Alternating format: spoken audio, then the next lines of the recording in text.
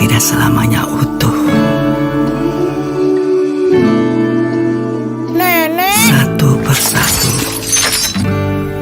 bisa saja runtuh. 45 pelajar SMA dan SMK dari Kabupaten Purwakarta, Subang, dan Karawang dikirim ke Barak Militer Senin pagi. Mereka akan menjalani pendidikan karakter di Barak Militer gelombang kedua selama 14 hingga 30 hari.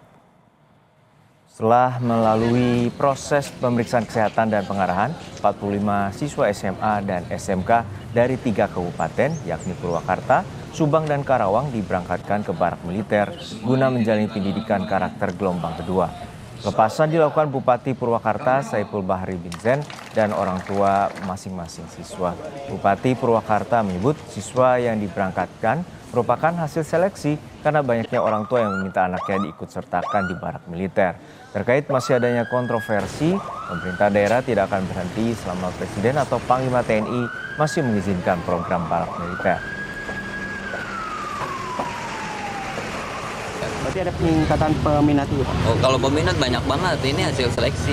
Jadi yang minat ratusan, yang minat yang ngadu lewat sekolah, yang juga lewat dinas pendidikan, banyak sekali. Tapi kan kita harus seleksi, kita harus tanya dulu sekolahnya masih sanggup atau enggak.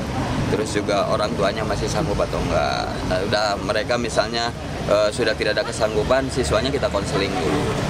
Nah, kalau sini sudah dinyatakan memang dia layak nanti dibina anak-anak istimewa ini di Barak Militer baru dibawa.